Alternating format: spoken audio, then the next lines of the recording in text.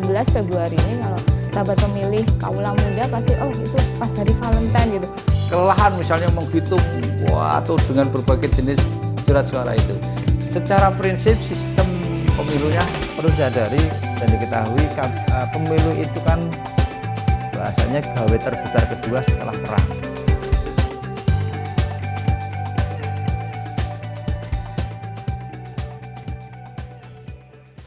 Assalamualaikum warahmatullahi wabarakatuh. Selamat pagi sahabat pemilih dimanapun berada. Kembali berjumpa dalam acara talk show KPU Kebumen Menyapa. Dari Sapa Jadi Tahu.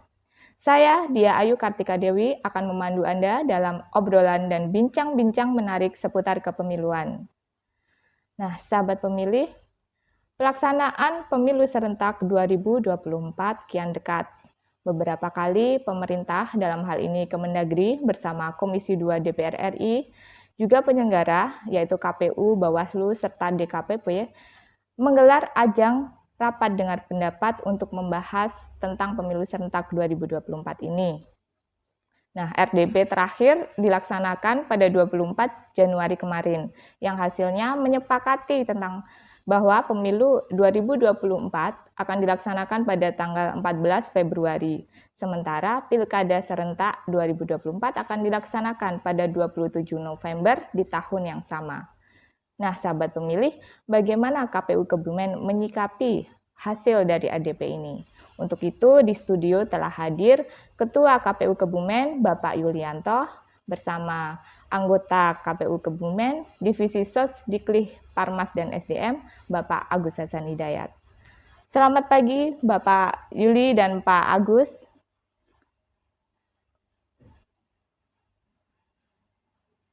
Selamat pagi, Mbak Diah dan sahabat pemilih. Assalamualaikum warahmatullahi wabarakatuh. Waalaikumsalam warahmatullahi wabarakatuh. Selamat pagi, Mbak Diah. Ya, ini perjumpaan kita setelah sekian lama ya, belum pernah setelah kayaknya beberapa episode narasumbernya bukan dari internal KPU, ini pertama kalinya kita ngobrol-ngobrol lagi. Iya, betul. Nah, sesuai dengan tema kita kali ini, Pak, ini akan membahas tentang hasil RDP yang kemarin baru saja disahkan seperti itu. Nah, ini bagaimana tanggapan KPU sendiri terkait dengan hasil RDP tersebut? Mungkin Pak Yuli dulu. Oke, terima kasih Mbak Diah. Jadi pemilu 2024 merupakan momen penting yang saya kira pemerintah dalam hal ini eksekutif dan legislatif di tataran pusat sudah mempertimbangkan dengan masak terkait dengan pelaksanaannya. Yang perlu diketahui bahwa seingat kami ini pemilu pertama di mana regulasi dasar yaitu undang-undang sudah disepakati dan ditetapkan, tidak ada perubahan dari awal sebelum dinamikanya terjadi terkait dengan tanggal dan seterusnya. Jadi dasar pijakan untuk pelaksanaan pemilu sudah ada. Pemilu itu Undang-Undang Nomor 7 tahun 2017, kemudian untuk pilkadanya Undang-Undang Nomor 10 2016. Setelah dua pijakan ini disepakati tidak ada perubahan, maka penyelenggara pemilu memiliki waktu yang relatif panjang untuk mempersiapkan hal-hal teknis untuk pelaksanaan pemilu atau pemilihan. Nah, sehingga dinamikanya akan bergeser, baik terkait dengan hasil evaluasi pemilu-pemilu sebelumnya ataupun yang memang ramai didiskusikan beberapa waktu yang lalu terkait dengan tanggal pemungutan suara, baik terkait dengan pemilu ataupun pemilihan. Nah, kita juga menyaksikan dinamikanya di mana antara penyelenggara khususnya KPU dan pemerintah ada beberapa usulan yang berbeda di RDP sebelumnya. Nah, sehingga kemarin pada saat tanggal 24 Januari pemerintah dan legislatif termasuk penyelenggara pemilu menyepakati hari Rabu tanggal 14 Februari 2024 sebagai hari H pemungutan suara untuk nasional. Kalau untuk pilkadanya sebenarnya kan di undang-undang sudah jelas November ya, dari awal usulannya tanggal 27 tidak ada perubahan, itu harus disepakati. Nah, ini merupakan langkah yang penting bagi kami khususnya atau kita semua di kabupaten kota untuk ya mempersiapkan sedini mungkin agar penyelenggaraan pemilunya ini besok menjadi jauh lebih baik dari yang kemarin berdasarkan evaluasi yang ada. Saya kira itu. Nah, untuk pertimbangan kenapa di tanggal 14 Februari ini kalau sahabat pemilih kaula muda pasti itu pas hari Valentine gitu. Pertimbangannya sendiri apa Pak kalau boleh tahu? Berapa? Ya, kalau KPU sebenarnya mengusulkan tahapan ini kan dengan tadi ada evaluasi terkait dengan pemilu sebelumnya, kemudian ada beberapa prasyarat pokok sih sebenarnya. Misalnya setelah ditetapkan tanggal 14 gitu ya. Itu sebenarnya kan mengukur terkait dengan pilkada juga yang sudah ditetapkan November secara bulan. Kemudian masa pergantian presiden itu juga ada. Nah, titik-titik tadi otomatis harus dihitung mundur terkait dengan tahapannya. Berapa masa kampanye, berapa masa pencalonan, baik pendaftaran pencalonan peserta pemilu dan seterusnya. Maka dari awal KPU mengusulkan memang di range bulan Februari. Karena berkaca dari pemilu-pemilu sebelumnya itu di setiap tahapan ada potensi konsekuensi dari gugatan. Ini juga harus dihitung secara cermat oleh KPU. Termasuk yang namanya pemilu nasional, bagaimana apabila peserta pilpresnya itu lebih dari 2 pasangan calon dan mengharuskan secara regulasi adanya 2 putaran.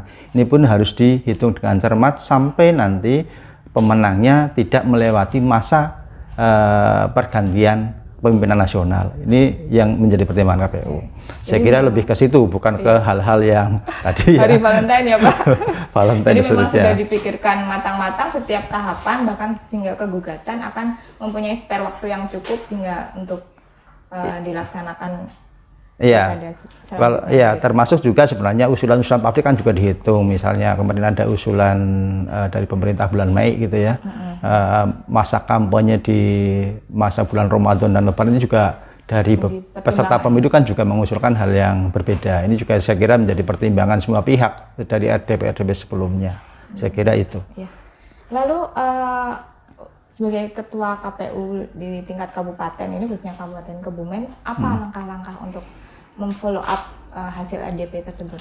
Iya, Kebumen pasca pemilu 19 kan dilanjutkan dengan penyelenggaraan Pilkada 2020, penetapan pasangan calon terpilih Januari, kemudian Februari pelantikan, kita pertanggungjawaban administratif sampai selesai keuangan kurang lebih kan 3 bulan pasca penetapan pasangan calon terpilih.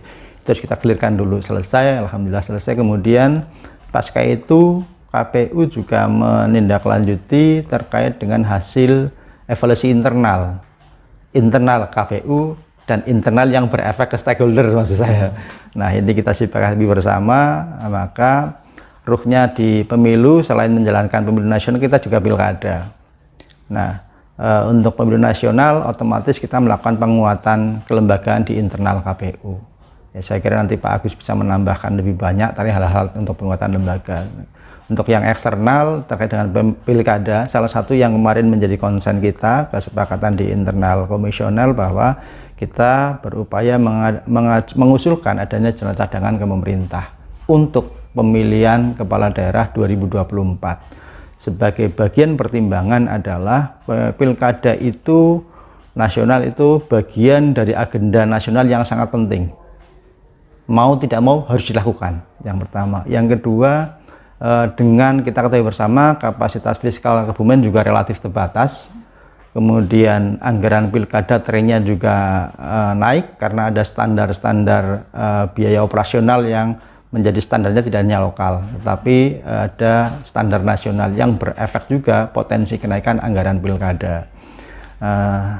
Kemudian jumlah penduduk juga yang pasti naik, sehingga pada saat kita mengkalkulasi potensi tadi, kita mengusulkan ke pemerintah daerah khususnya untuk mengalokasikan dana cadangan.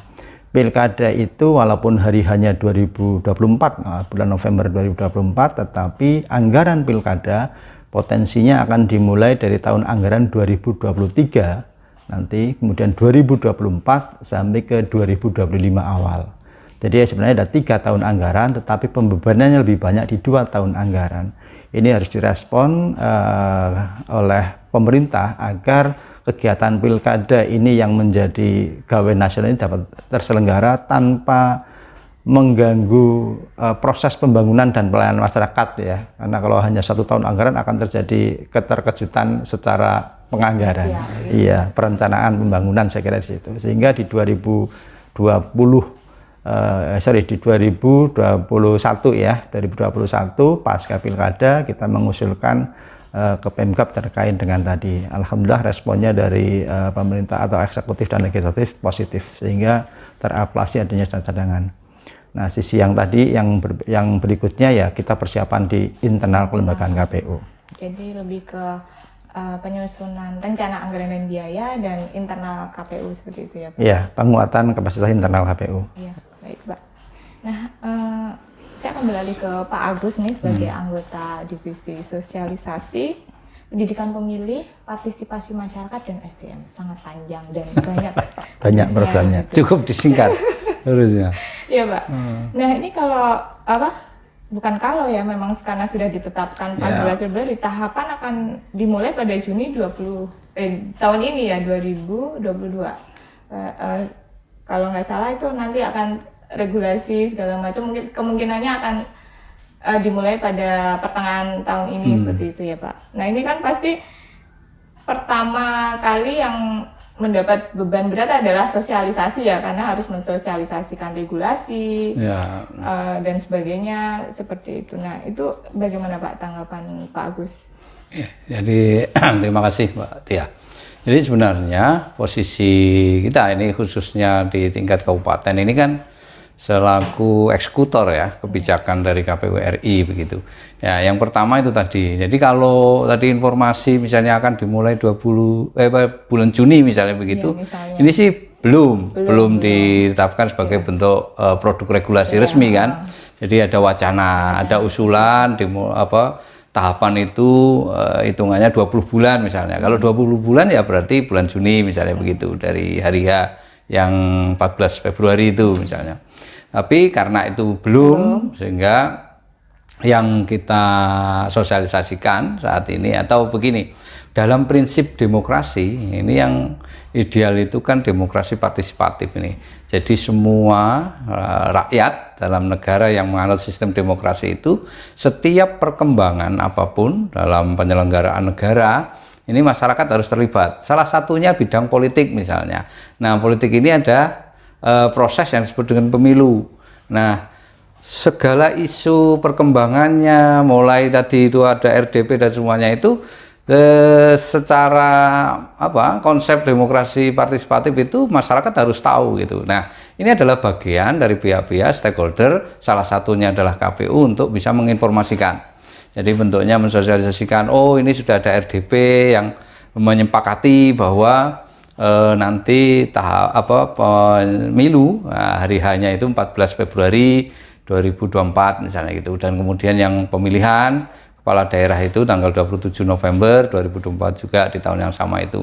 Maka itu kewajiban untuk diinformasikan kepada masyarakat sebagai wujud bahwa masyarakat ini memiliki aware gitu, kepedulian kepada proses-proses demokrasi di negara kita. Salah satunya penyelenggaraan pemilu. Nah, itu KPU seperti saat ini kita diskusi, kita ngobrol terkait itu untuk menyampaikan, menginformasikan kepada masyarakat. Ada RDP yang sudah selesai dan sekarang sedang disusun draft berupa program tahapan dari KPU gitu. Ada bentuknya nanti PKPU terkait tahapan, program dan jadwal penyelenggaraan pemilu. Nah, kita di sini ini KPU Kabupaten Kebumen tentu saja di samping menunggu produk hukum yang resmi, tentu saja kita juga menginformasikan perkembangan perjalanan itu semua sehingga masyarakat bisa mengikuti dari awal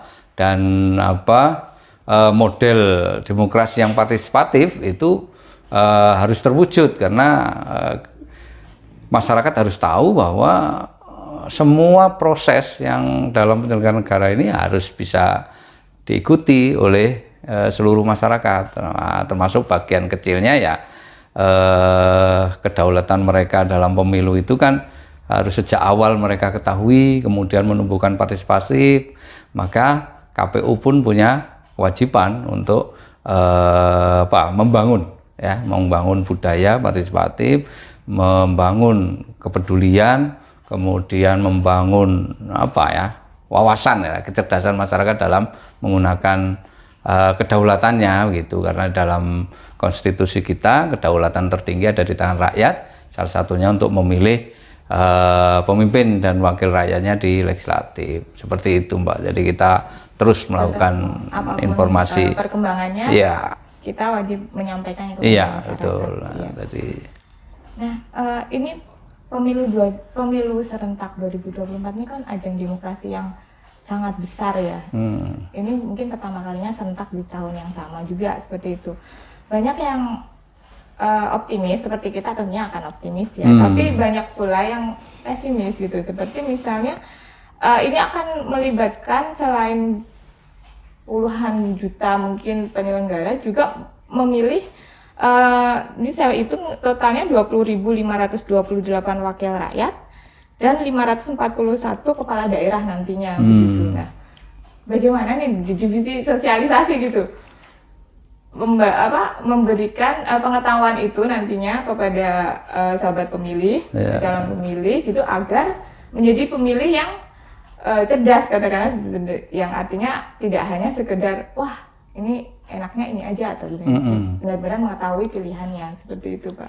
Pasti ini tantangan sekali dong dengan begitu banyaknya yang harus disosialisasikan begitu. Secara prinsip sebenarnya tidak ada yang berbeda sih. Jadi bagaimana masyarakat menyalurkan aspirasi politiknya untuk memilih pimpinan eksekutif atau wakil rakyatnya di legislatif itu kan tetap sama ya, sistem kepemiluannya tetap sama gitu kan. Mereka datang ke TPS memilih itu. Yang agak berbeda itu kan ya kalau dulu itu ya diserentakkan. Nah, diserentakkan pun ini perlu. Tidak kok kemudian pemilihan presiden bareng dengan gubernur dalam satu hari yang sama, tidak. Nah, itu penting juga disosialisasikan. Keserentakan ini adalah dilaksanakan dalam tahun yang sama. Nah, ini tadi itu ada tanggal 14 Februari yang untuk pemilu nasional, jadi presiden, wakil presiden, DPD, DPR RI sampai DPR kabupaten kota. Nah, yang November itu kan untuk pemilihan kepala daerah dari gubernur dan kabupaten ya, kabupaten. Nah, itu serentaknya begitu, beda waktu nih ya. Nah, kita KPU Kabupaten Kebumen tentu saja tidak nanti itu melakukan pendidikan politik atau pendidikan kepada pemilih itu hanya sampai pada tahapan prosedural saja, misalnya bahwa pemilu ini sebagai ajang mendapatkan kekuasaan begitu saja, yang sering disebut dengan ya prosedural saja begitu. Tapi kita lebih dari itu, yaitu bahwa pemilu ini adalah bagian penting dari masyarakat untuk bersama-sama mewujudkan pembangunan bangsa itu yang jauh ke depan dengan memilih pemimpin yang sesuai dengan kehendaknya begitu, tetapi orientasinya tidak hanya sekedar dukung-mendukung bagian, tetapi bagaimana lebih besar lagi dia memilih itu karena kesadaran dirinya atas kedaulatannya. Nah, itu kan PR-nya yang harus kita masifkan. Maka nanti program-program kita di samping proseduralnya bahwa kita ini pemilu serentak pertama kali, mungkin saja itu nanti bentuk surat suaranya akan berbeda karena keserentakan itu punya konsekuensi kan, kerumitan tersendiri. Nah, itu kita jelaskan secara gamblang begitu sehingga tidak ada kebingungan di masyarakat bagaimana melaksanakan coblosannya misalnya begitu. Tetapi juga tidak lupa harus membangun kesadaran bahwa memilih itu ya bagian dari perjuangan masyarakat, rakyat sendiri, pemilih sendiri untuk menjamin masa depannya lebih berhasil gitu ya, sehingga nanti praktek-praktek kampanye yang nyalahi aturan misalnya dengan money politik atau baik berupa uang, barang dan sebagainya yang mencederai kedaulatannya, itu tentu saja harus kita sadarkan itu, menjadi pemilih cerdas lah seperti itu.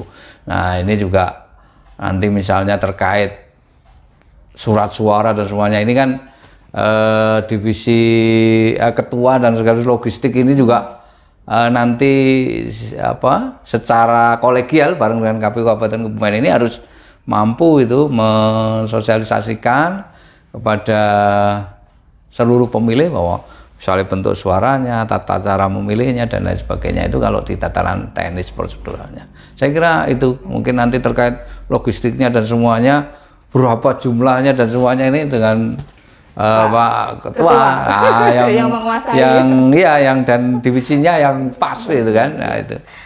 Baik, sahabat pemilih, sangat seru sekali perbincangan kita hari ini. Akan kita lanjutkan setelah yang satu ini.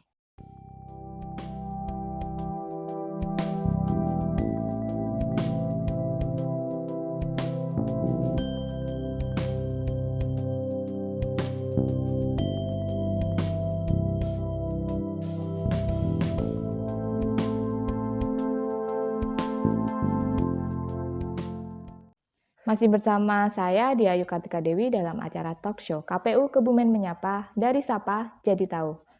Nah, Pak Yuli dan Pak Agus, kita tadi sudah membahas sedikit tentang hasil RDP, juga langkah-langkah KPU Kebumen dalam memfollow up, juga kesiapan untuk sosialisasi dan pendidikan politik, tidak hanya tentang teknis pemilu, tapi juga kesadaran untuk membangun kesadaran masyarakat tentang kedaulatan pilihan akan pilihannya seperti itu.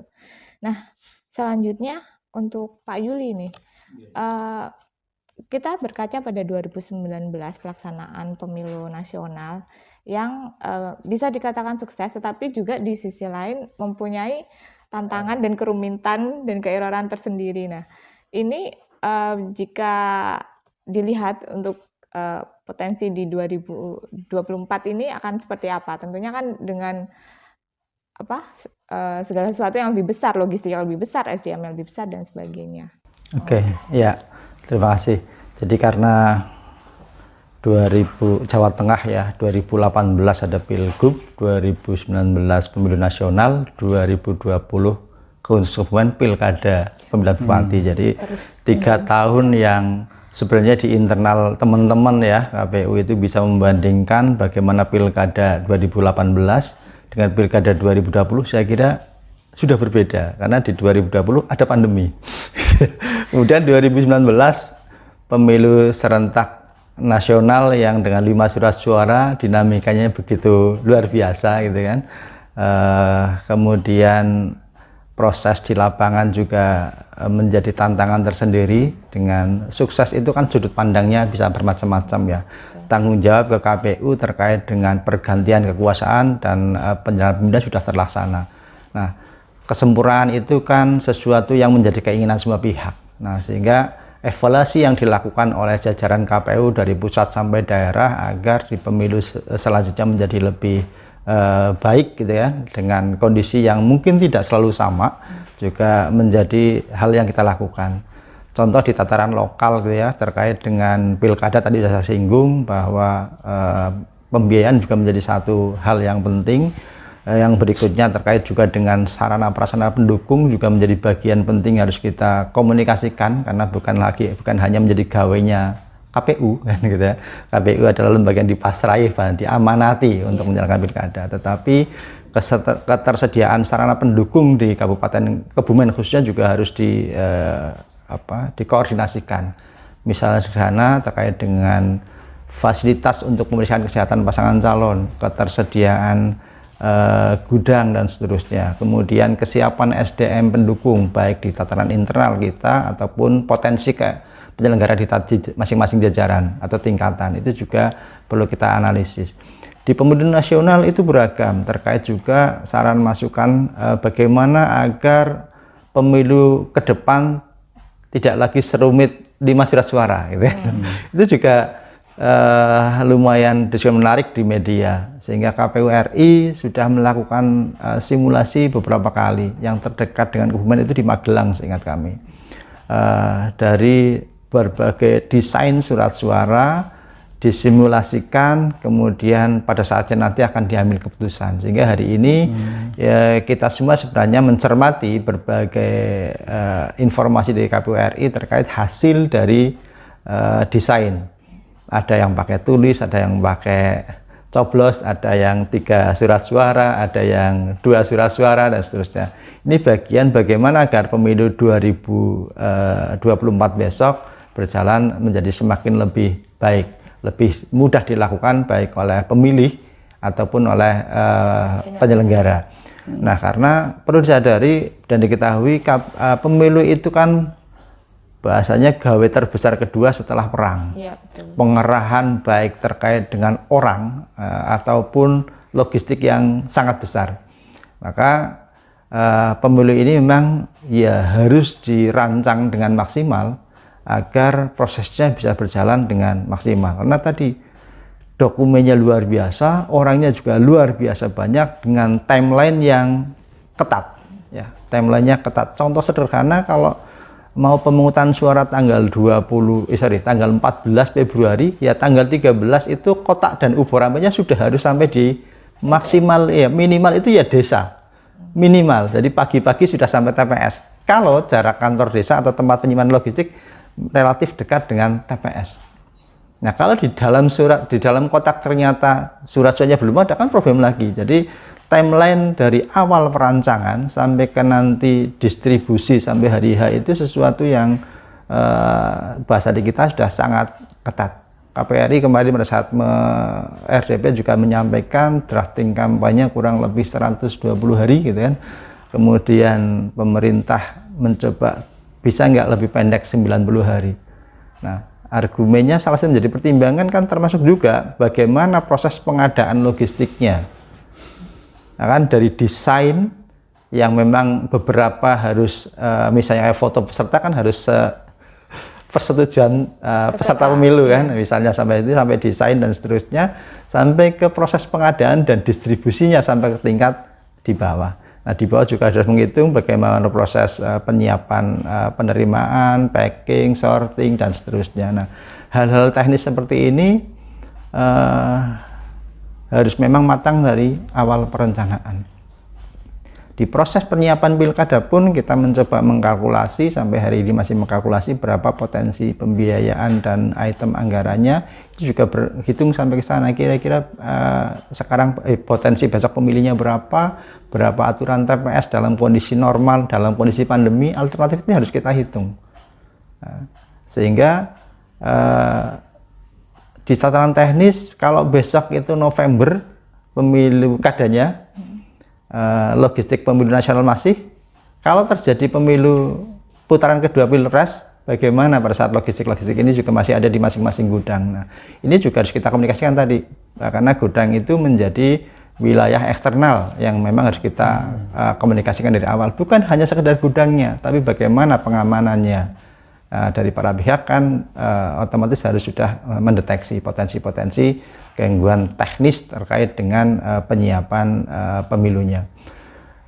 Kemudian yang kemarin terjadi 2020, apakah 2024 potensi pandemi ini masih berjalan? Itu juga diskusi yang sampai hari ini masih kita sikapi gitu ya, masih kita sikapi ya. Jadi tadi kita menyampaikan bahwa kita juga mencoba mengkalkulasi, bagaimana kalau misalnya pandemi semoga sudah selesai, tetapi kalau belum bagaimana alternatifnya, itu juga sudah coba kita kalkulasi.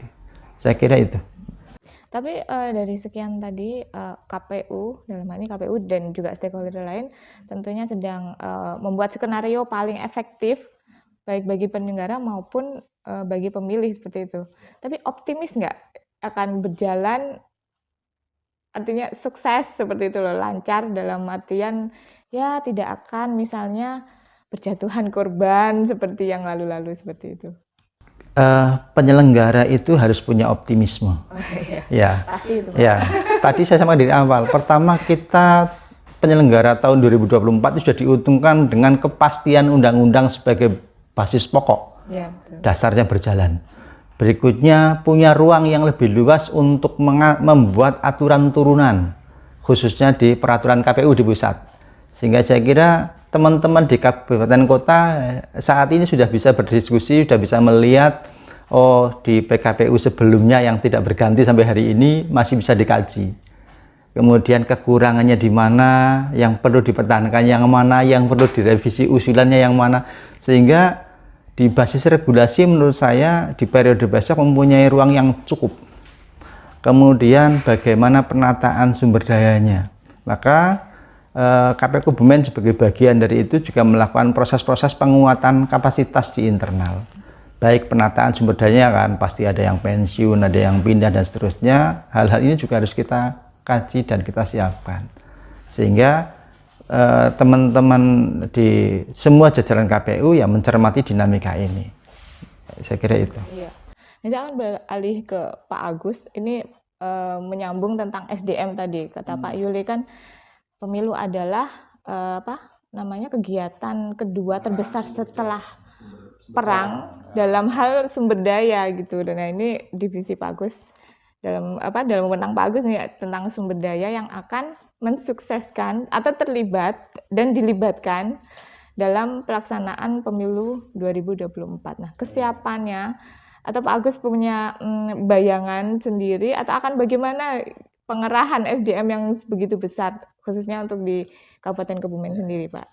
Saya kira pertama begini, ini kan berangkat dari dalam tanda kutip trauma misalnya begitu ya, betul, trauma betul. kemarin tuh banyak yang meninggal atau kemudian ada yang sakit gitu kan, berat. Di Kebumen sendiri pun ada 4 penyelenggara itu di tingkat PPK maupun PS itu yang keguguran misalnya, meninggal 2 orang, itu linmas tapi linmas misalnya, itu memang fakta begitu ya.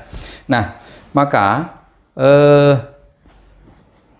bisa dimaklumi ketika itu pertanyaan muncul begitu kan, kekhawatiran lah lebih tepatnya, kekhawatiran itu muncul. Nah ini bukan berarti kok KPU mulai dari KPU pusat atau bahkan dengan pemerintah sendiri pun tidak memperhatikan hal itu, pasti memperhatikan itu, dan terutama yang diberikan amanat untuk dalam penyelenggaraan pemilu itu sendiri, karena ini hajat negara, hajat bangsa kita yang besar dalam memilih pemimpin dan wakilnya, maka itu menjadikan bahan evaluasi begitu kan.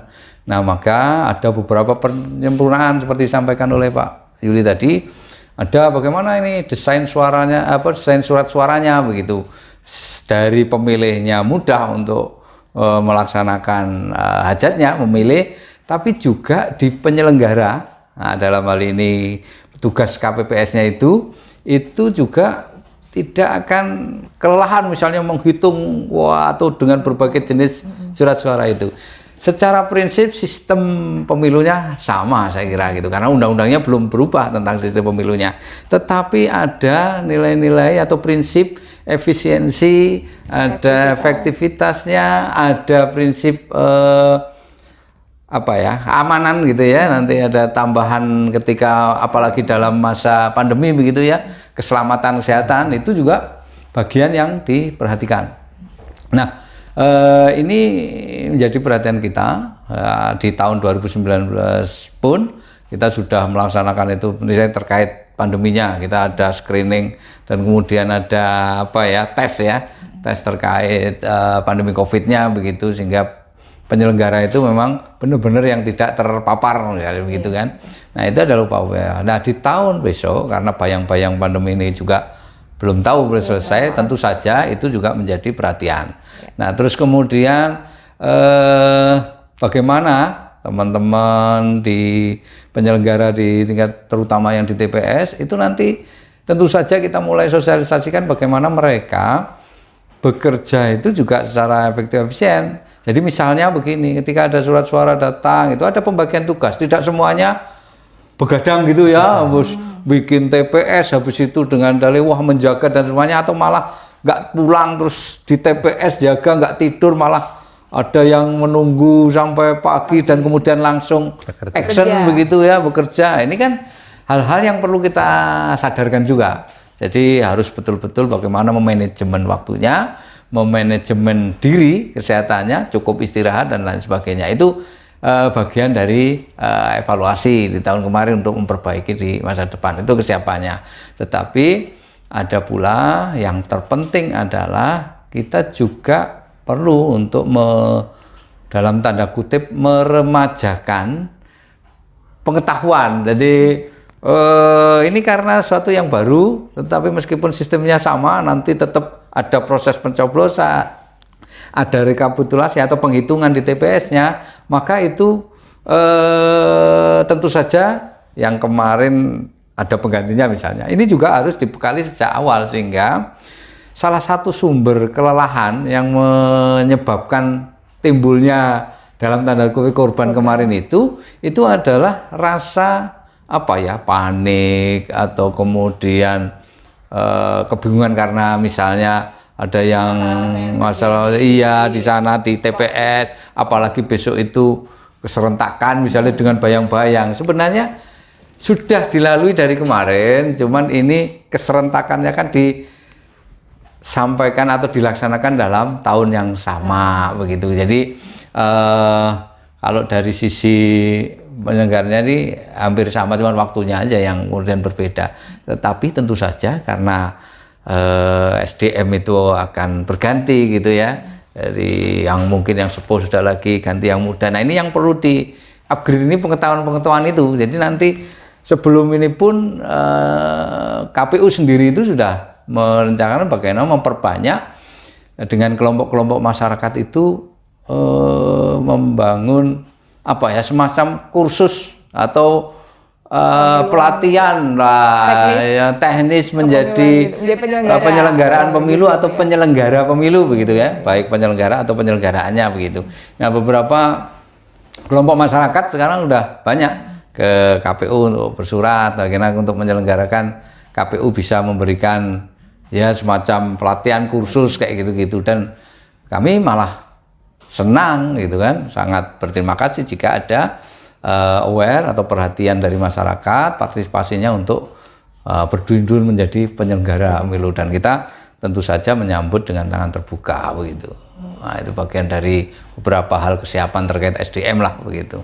Jadi nanti diharapkan pas saatnya nanti sudah ada orang-orang yang siap untuk menjadi penyelenggara. Betul, dan itu sangat mempermudah. Berangkat dari nol seperti iya, dan sangat mempermudah, tidak mengandalkan nanti bimbingan teknis setelah dilantik, tidak. Tapi sebelumnya mereka punya wawasan pengetahuan dasar ya. Bagaimana bahwa tahapan-tahapan itu akan seperti ini, teknis saya bekerjanya nanti akan seperti ini dan lain sebagainya. Harapan-harapan kita misalnya yang berminat sejak awal itu boleh, kami malah mengundang gitu bagi kelompok-kelompok masyarakat misalnya pengen mengetahui bagaimana sih penyelenggara pemilu dan menjadi penyelenggaranya itu seperti apa. Kami sangat terbuka untuk bisa ya berkirim surat secara resmi, kemudian kita akan bagaimana masyarakat itu bisa kita berikan informasi pengetahuan tentang yang dibutuhkan lah begitu. Ya, seperti itu. Ya.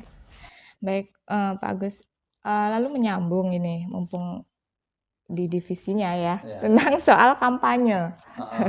Nah ini karena Pilpres dan Pileg, biasanya kan Pileg dan Pilpres meskipun berurutan tidak serentak ya. Nah ini kan serentak di hari yang sama seperti itu. Ada semacam ketidaksetaraan nantinya. Ditakutkannya ada ketakutan seperti itu karena kan ini dilakukannya bersamaan. Mereka memilihnya juga bersamaan. Takutnya misalnya hanya memperhatikan calon presidennya saja, tapi kurang menaruh perhatian terhadap calegnya seperti itu. Nah, nanti mungkin ada pengawasan yang melemah atau menjadi sumber dari kandidasi buying, misalnya itu mahar politik dan sebagainya. Nah, itu seperti apa, Pak? Saya kira ini kalau saya membayangkan begini, bisa dibayangkan. Kalau kemarin itu Pilpres, Pilek itu berbeda misalnya dengan masa, sebenarnya materi kampanye mereka akan sama gitu kan. Bagaimana mereka meyakinkan agar mendapatkan amanat suara pemilih itu kepada mereka, mengamanatkan untuk menjadi kepemimpinan atau keterwakilan. Tetapi saat ini itu dibarengkan gitu saja. Nah, persoalannya kemudian bagaimana mensosialisasikan mekanisme yang dibarengkan ini gitu. Nah, ini kan akan berkaitan dengan teknis mencoblosnya nanti gitu kan. Kalau terkait kampanyenya masing-masing atau peserta pemilu ini, baik yang legislatif atau eksekutifnya, presiden misalnya dengan anggota dewan legislatif itu sama-sama tentu saja mereka punya waktu yang sama, yang semuanya pasti diatur dalam regulasi sehingga ada prinsip-prinsip keadilan, kesamaan dalam kesempatan dan lain sebagainya, dan batasan-batasan kampanyenya tentu saja sudah diatur. Nah, pelaksanaannya untuk memilihnya itu kan yang bareng. Nah, proses inilah yang harus disosialisasikan dan diberikan pendidikan kepada pemilih untuk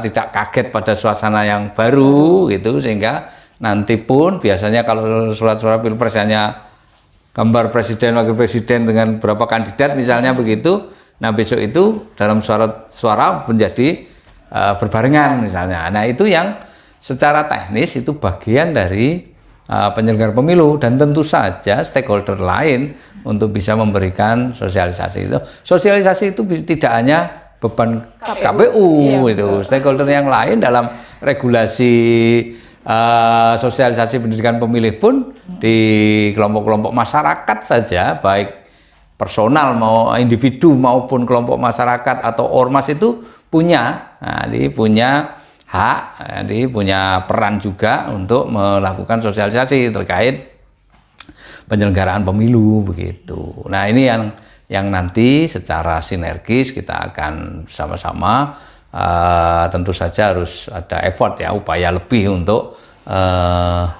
mensosialisasikan ini, karena memang keserentakan itu hal yang baru itu iya.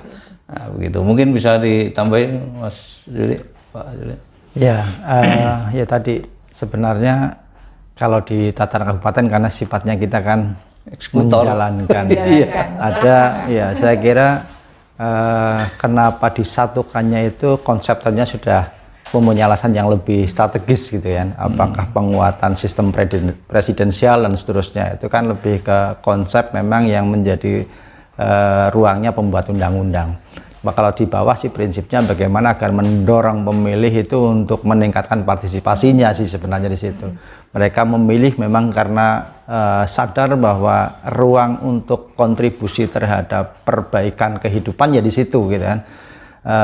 Makanya sampai hari ini kita masih memang harus merefleksi ulang bahwa pemilu itu sebenarnya ya pembangunan, bukan semata-mata kegiatan rutinitas hanya untuk pergantian kekuasaan. Ini pembangunan demokrasi kan, agar sisi-sisi yang lain bisa berjalan harus ada pemimpin yang memang mengatur kita semua. Nah, mereka itu pergantian periodisasinya sudah disepakati dengan pemilu. Investasi terhadap pergantian kepemimpinan secara aman dan terkendali demokratis itu ya memang harus dikeluarkan. Sebagai ujungnya ya rakyat yang menikmati. Makanya beberapa teman-teman yang update, pemilu itu harus mengembirakan karena pestanya rakyat atau pemilih. Tetapi tidak hanya rakyat yang bergembira, semua yang terlibat di dalamnya harus bisa menikmati proses pemilunya. Maka harus ada fair play-nya. Bagaimana aturan ditegakkan, aturannya jelas. Nah, kita, khususnya KPU adalah bagian penting agar proses demokratisnya ini bisa berjalan dengan baik. Saya kira upaya-upayanya itu. Ya, kalau di KPU pekerjaannya apa? Kadang-kadang orang menyederhanakan I.O. Lah, kita itu bukan hanya sekedar I.O. gitu kan. Tetapi bagaimana agar negara ini tetap hadir, tetap berjalan dengan tata kelola yang baik dan ada kepastian regenerasinya. Terkait tadi dengan penyelenggara dan seterusnya, KPU Kebumen di tataran aktivitas non tahapan itu kan ada kegiatan yang memang terselenggara rutin untuk pendidikan pemilih. Itu sebenarnya salah satu proses dari bagaimana menyiapkan selain pendidikan pemilih secara umum, bagaimana menyiapkan calon-calon penyelenggara. Karena di Kebumen sendiri salah satu daerah dengan struktur yang besar di Jawa Tengah membutuhkan SDM yang tidak sedikit. Di pemilu 2019 itu hampir 60.000 tenaga penyelenggara sampai di tingkat TPS. Itu baru KPU. belum jajarannya Bawas, belum jajarannya keamanan, belum struktur di tataran OPD yang mempunyai gawe yang sama pentingnya gitu kan. Di 2020 kemarin sekitar 38 ribuan. Itu SDM yang sangat besar ya. Silakan Anda bandingkan dengan OPD-OPD lain gitu misalnya kan. Kita menggerakkan struktur yang sangat besar dengan durasi pekerjaan yang bahasa di regulasi kan ad hoc ya. Mengelola ad hoc itu jauh lebih rumit karena mereka ikatannya sebentar gitu kan. Ruang untuk melakukan kaderisasi, memperkuat terhadap visi lembaga itu kan juga tidak lama. Maka pendidikan pemilih itu menjadi ruang yang ideal untuk tetap dilakukan. Keterlibatan eksternal yang berminat terhadap kepemiluan ini bisa kita bisa kita fasilitasi ya, berdiskusi dan seterusnya sejak masa-masa sebelum tahapan. Nah, itu sudah kita lakukan dan tetap kita lakukan sampai nanti kewajibannya sosialisasi tahapan. Tadi Mbak Dia sudah mengalami sekitar Juni ya, tanggal Juni di tataran kabupaten kota untuk penyiapan terkait dengan pendaftaran peserta pemilu 2024 dan penyiapan internal dari sisi penyelenggaraan. Ya, baik. Jadi apapun teknisnya, entah itu keserentakan itu adalah hanya sebuah cara ya. Kembali kemudian kepada pemilih itu sendiri untuk menggunakan hak pilihnya dengan sepenuh-penuh kesadaran seperti itu.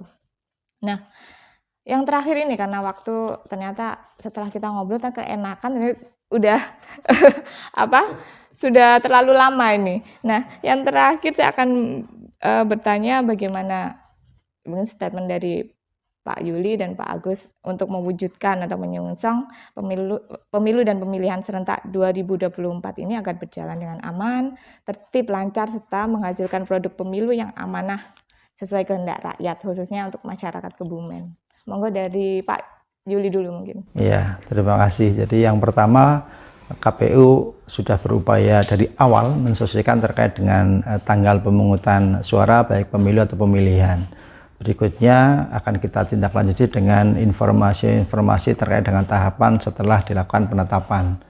Nah, sisi lain kita juga akan tetap berupaya melakukan sharing informasi terkait dengan aktivitas demokrasi dan kepemiluan. Di tataran internal KPU kami berupaya agar penataan dan penyiapan lembaga ini bisa berjalan dengan efektif dengan durasi waktu yang sudah terpetakan sehingga kegiatan menyongsong pemilu dan pemilihan 2024 akan menjadi lebih maksimal. Kemudian harapan kami masyarakat juga tetap mencermati bagaimana dinamika demokrasi dan politik ya, karena apapun bentuknya masyarakat juga saya kira memiliki ruang yang lebih luas di era teknologi informasi sekarang untuk mencermati kiprah dari para pemimpin dan calon-calon pemimpin. Saya kira itu. Oke, masih.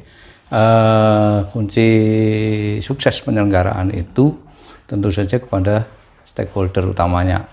Di sini ada penyelenggaranya. Penyelenggara itu Bawaslu, KPU, DKPP, khusus KPU sendiri di belakangnya ada sekretariat itu yang tentu saja bisa mendukung penuh bagaimana penyelenggaraan secara teknis itu bisa berjalan dengan baik itu. Itu yang saya pertama. Yang kedua itu terkait pesertanya. Tentu saja peserta ini juga harus memiliki integritas dalam mengikuti proses pemilu ini dengan kampanye yang baik, kampanye yang tidak kemudian menciptakan perpecahan dan lain sebagainya. Tentu saja sudah diatur bagaimana kampanye, batasan-batasan kampanye itu sehingga ketertiban, keamanan, kenyamanan dan sukses proses meyakinkan pemilih itu bisa berjalan dengan baik. Yang ketiga ya dari sisi pemilih sendiri ini harus bisa menjadi pemilih yang cerdas, memilih dengan pengetahuannya, didasari keyakinannya, dan juga dilaksanakan secara rasional. Bagaimana mereka memilih si A, si B, si C itu bukan karena iming-iming, bukan karena wangsit semata, tetapi karena rasionalitas, mengenal calon-calonnya seperti disampaikan oleh Pak Yuli tadi, dengan berbagai media itu bisa dilakukan. Atau melihat track record, misalnya itu ada incumbent dan lain sebagainya, itu mereka bisa pelajari itu, bagaimana pemilih itu harus ini. Nah, 3 hal itulah kunci bagaimana pemilu ini bisa sukses sehingga terselenggara sesuai dengan amanat undang-undang dan juga maksud tujuan penyelenggaraan pemilu itu. Demikian, Pak. Baik. Semangat tapi ya Pak untuk menjalankan pemilu 2024. Baik. Nah, sahabat pemilih, sangat seru sekali perbincangan kita dengan Ketua KPU Kebumen dan anggota divisinya yang sangat informatif dan sangat kaya pengetahuan. Nah, kami sudahi talk show untuk episode kali ini. Nantikan saapan kami selanjutnya setiap hari Jumat pukul 9 di channel YouTube KPU Kebumen. Jangan lupa like, komen, dan subscribe. Saya Dia Ayu Kartika Dewi mohon undur diri. Wassalamualaikum warahmatullahi wabarakatuh. Waalaikumsalam warahmatullahi wabarakatuh.